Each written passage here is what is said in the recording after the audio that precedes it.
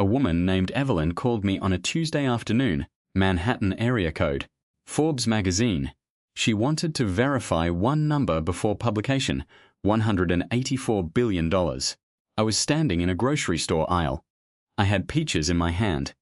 I put them back on the shelf. I walked out without paying for the basket I was carrying. I sat in my car for 6 full minutes before I could turn the key. Here is what nobody tells you about that moment. The moment you have spent your entire adult life moving toward. It does not feel like winning. It feels like standing at the edge of something so large you cannot see where it ends. And the only thing running through your mind is a dish sink. In Queens, 1997. When you were 19 years old and your back hurt so badly by 11 p.m. that you leaned against the wall between orders just to breathe. That is where this story begins. Not in a boardroom. Not in Silicon Valley. Not in a Harvard dorm room, in a Filipino restaurant called Lola's, behind a sink that was too low for your body, surrounded by the smell of garlic rice and dishwater, and a notebook. Part 1. The math no one taught him, age 19. Queens, New York, $11 an hour. His parents arrived from the Philippines in 1993 with $340 and 2 suitcases. His mother knows this number by heart. She reminds the family every Sunday dinner. Not as a boast, as a compass, as a weight they are all supposed to carry so they never forget which direction they came from. He is 19. He washes dishes 6 nights a week at Lola's. The sink is too low. His back aches. His manager Priya lets him take home leftover food. He earns $11 an hour, and he does not complain, because his father is pouring concrete in New Jersey, and his mother is cleaning someone else's kitchen in Manhattan. And neither of them ever complains about anything. But here is what makes him different from every other 19-year-old behind a dish sink in America. He is not just washing plates. He is running calculations 8-4 tables in this restaurant.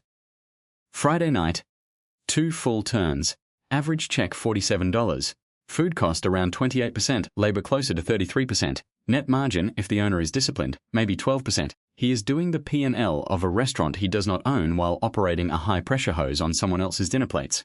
He starts a notebook, not for ideas, for observations. Which delivery driver shows up late? Which vendor gives better produce margins? Which ordering pattern on a Saturday cuts waste by 15%? He doesn't know what to call what he is doing. He has never heard the words unit economics. He has never been in a business school classroom. But he is already thinking like someone who will one day manage 620 employees across 3 countries. He saves $140 over 7 months. He doesn't spend a single dollar of it. He is waiting for the right shape. He just doesn't know what the shape is yet. Part 2. The basement in Astoria, age 24. 3 clients. $6,800 a month. He is 24. He runs a small digital agency out of a basement apartment in Astoria, Queens. 3 clients. $6,800 a month. The first website he ever built, he built for free, just to prove to himself that he could. The second client came from the first. The third came from the second. He has never sent a cold email in his life. He does not believe in them. He believes in doing the work so well that the work introduced itself. He still sends his mother $800 every month. She doesn't spend any of it. 2 years later, he discovers she has been depositing every single dollar into a savings account in his name. When he finds out, he cries in a parking lot for 14 minutes. He hires his first employee. Her name is Lena. She is 26 years old and better at project management than he will ever be. He pays her $52.00 and a small equity grant that neither of them fully understands the significance of yet. His friend Marcus from high school asks him what he is building. He tells him. Marcus says it sounds small. He says it is. Marcus passes on the offer to invest $15,000 for 5%. Marcus will remember this exact conversation for the rest of his life. Revenue reaches $18,400 a month by year end. He reinvests every dollar. He doesn't buy a car. He doesn't renovate the basement. He is sleeping on a $180 mattress he found on Facebook Marketplace. This is not a sacrifice story. This is a sequencing story. He knows that the first profit is not for spending. It is for building the thing that makes spending meaningless later. That year, a client offers him $40,000 in cash, the biggest single check of his life at that point. He turns it down. The client wanted something that would have required him to fire Lena. He says no. That decision will return $280 million 14 years later. He doesn't know that yet. He just knows that Lena is worth more than $40,000. Part 3. The platform, age 28. Monthly recurring revenue, $184,000. He is 28. The agency is no longer an agency. He built a software tool that automated the most time-consuming 60% of everything the agency used to do manually for clients. First, he licensed it to competitors, 12 of them. Then he stopped licensing and started selling it directly. Monthly recurring revenue, $184,000, team of 14. An office in Soho with exposed brick and no conference room because he hates conference rooms. He thinks they are where good ideas go to get killed by consensus. A venture capital firm called Theo Partners reaches out. He takes the meeting because he is curious, not because he needs the money. The partner, Theo himself, offers $4 million at a $24 million valuation. He says he'll think about it. That evening he takes a walk along the East River. He is quiet for a long time. He thinks about the dish sink. He thinks about Daniel, his co-worker from Lola's. He thinks about 6 years of 12-hour days that led to a moment where someone wants to give him $4 million for a fraction of something he built from a basement. He calls Theo the following week and declines. Theo asks why. He says, because the number means I own the last ceiling I will ever have to negotiate. Theo doesn't understand what that sentence means. He doesn't try to explain it.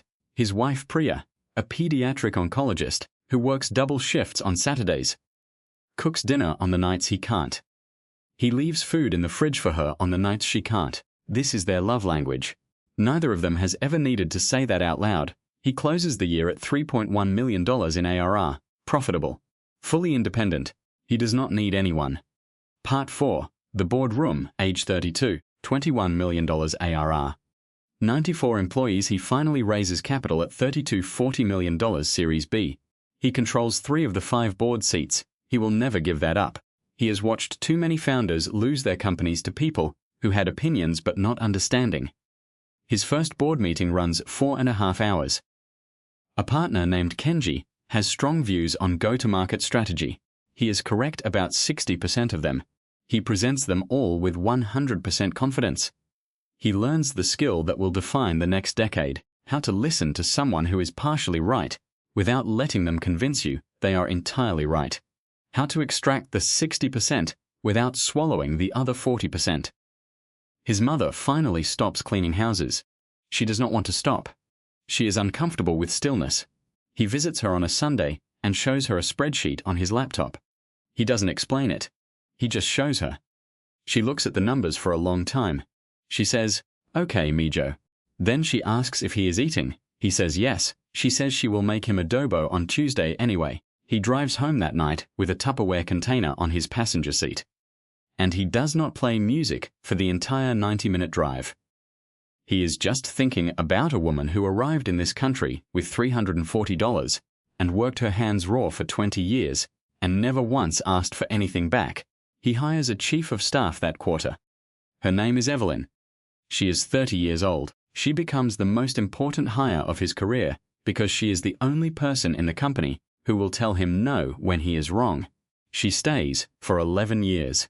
The company crosses $100 million in valuation on a Tuesday in November. He does not celebrate. He emails Lena about a server issue. They stay until 1 a.m. eating pizza. He goes home. He does not tell anyone. Part 5. The paper billion, age 37, $180 million ARR. Something has shifted. He is 37. The company employs 620 people across 3 countries. Has crossed $180 million. His position on the cap table is worth, on paper, somewhere north of $340 million. He does not feel rich.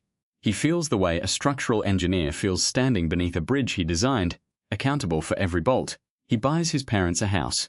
Cash, $840,000. In the neighborhood they used to drive through when he was a child, and they would talk about what it would be like to live there someday. He buys them the house. He does not furnish it. He lets them choose everything themselves. His father plants a vegetable garden in the backyard. Tomatoes, peppers, eggplant. He tends it every single morning. It becomes the center of his entire retirement. That vegetable garden will become the thing his son treasures most about the entire $840,000. The Series C closes at a $1.2 billion valuation. On paper, for approximately 6 hours, he is a billionaire. Then the lockup math runs and his liquid net worth comes back down to 7 figures. But the concept of a billion now has a Thursday attached to it. It is no longer an abstraction. It is a number with a day of the week. He does not post about the round. He does not do a press tour. He sends Lena a single text message. "We did it," she replies with a checkmark. Part 6. The real number, age 47. Forbes is on the line. He is 47. The company went public 18 months ago at a $4.1 billion valuation. After lockups, after disciplined 10b5-1 sales, after everything settles. His liquid net worth is $1.84 billion. He drives home from the grocery store. He parks in the driveway. He sits in the car for a long time. He is not thinking about the number. He is thinking about the dish sink.